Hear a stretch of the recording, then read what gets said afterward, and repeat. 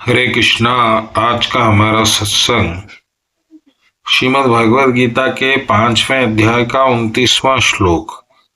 भगवान कृष्ण कह रहे हैं कि मुझे समस्त यज्ञों और तपस्याओं का परम भोक्ता और समस्त लोकों देवताओं का परमेश्वर एवं समस्त जीवों का उपकारी एवं हितैषी जानकर मेरे भावनामृत से पूर्ण पुरुष भौतिक दुखों से शांति प्राप्त करता है।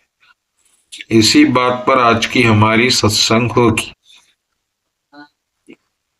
तो भक्तगणों, पहले तो हम श्लोक के इस भाव पर जाएंगे कि भौतिक दुखों से शांति प्राप्त होगी, लेकिन कैसे? सिर्फ जानने से। जानकर, आप देखिए यह शब्द पे ध्यान दीजिएगा। सिर्फ जानकर जानकर आपको शांति प्राप्त होगी, लेकिन आपको क्या क्या जानना है, इस पे हर शब्द पे हम ध्यान देंगे। क्या जानना है आपको भगवान के बारे में, ये 4-5 चीजें जान लेंगे तो निश्चित रूप से आपको शांति प्राप्त होगी। लेकिन कैसे होगी ये हम देखेंगे।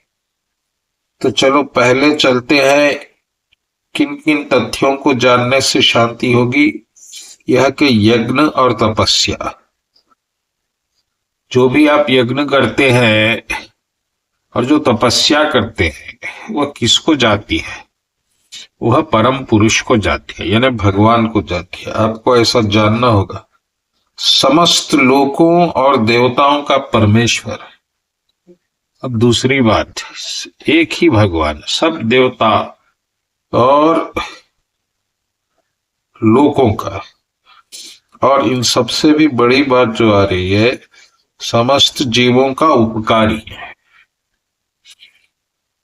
ये बहुत विशेष बात है। ऐसा जानकर एवं हितैषी, उपकारी एवं हितैषी। तो भक्तगणों, अगर आप इस तरह से जानते हैं तो मेरे भावनामृत से पूर्ण पुरुष, अब सबसे बड़ी बात इसमें जो है वो है हितकारी, सुहृद और हितकारी। यानी कि हमको क्या चाहिए जीवन में?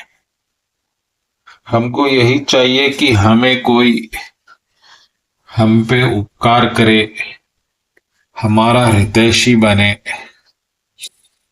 तो भगवान कह रहे हैं कि सिर्फ मैं हितकारी, मेरा हितकारी नहीं, समस्त जीवों का हितकारी, समस्त लोकों का देवता, समस्त यज्ञों का देवता, समस्त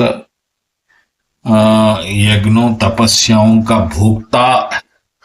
ये सब भगवान कह रहे हैं कि जब आप मुझको जानते हैं इस तरह से, तभी आप शांति को प्राप्त कर सकते हैं, वरना नहीं कर सकते। क्योंकि जब तक आप निश्चिंत नहीं हो जाएंगे कि अब मेरा भला ही भला होगा, किस प्रकार से निश्चिंत हो जाएंगे? अभी तक आप कर्म करके निश्चिंत होना चाह रहे थे, फिर आप विवाह करके निश्चिंत होना चाह रहे थे, आप बंधन बना के निश्चिंत होना चाह रहे थे, फिर आप त्याग करके निश्चिंत होना चाह रहे थे। इस तरह से आपने कई प्रयत्न किए कि कोई ऐसा एक आपका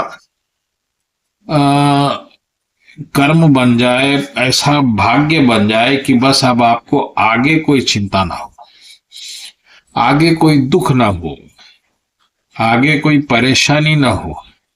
लेकिन ऐसा तो कुछ हुआ नहीं। अभी कर्म से तो ऐसा नहीं हुआ, फिर बंधन से भी ऐसा नहीं हुआ, त्याग से भी ऐसा नहीं हुआ, क्योंकि अभी तक आपने भगवान को नहीं जाना। क्योंकि भगवान में एक गुण जो है वो है हितैषी और उपकारी।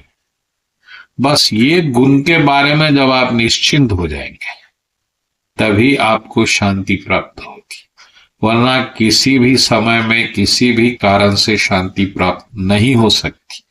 इस बात की गांठ बांध लीजिए आप। अरे भौतिक जीवन में भी अगर आपको कोई ऐसा हितैषी मिल जाए जो बहुत धनवान हो और जो भौतिक रूप से भी बहुत प्रभावशाली हो, तो फिर आपको निश्चिंत हो जाते हैं कि इतना बड़ा आदमी मेरा दोस्त है, मेरा मित्र है, अंबानी मेरा मित्र है, टाटा मेरा मित्र। ऐसा मात्र जानने से आप निश्चिंत हो जाते हैं, जब आप ये जानते हैं कि वो आपका हितैषी है और आपके हित के लिए वो कुछ भी कर सकता है। तो इस तरह जब आप भगवान के बारे में जानते हैं कि उनका एक गुण ऐसा है कि करुणा करना है, उपकार करना है, बस कुछ देना ही देना उनका स्वभाव है, तब आप निश्चिंत होते हैं। अगर आपको संदेह है इस गुण में, तो फिर आपको शांति नहीं मिल सकती, आप कितने भी बड़े भक्त क्यों ना हो। लेकिन आप शायद भक्ति में उतने निपुण ना हो, लेकिन इस बात पे निश्चिंत है कि हाँ वो कृष्ण मेरा सुहृद है, उपकारी है, अरे मेरा ही नहीं सबका है, तो निश्चिंत हो जाए। यही श्लोक का रहस्य है। इस श्लोक को बहुत अच्छी तरह से समझ के इसको मन में उतार लीजिए, ताकि जीवन भर आप शांति और समृद्ध रहे। बोलो कृष्ण कन्हैया लाल जी की जय।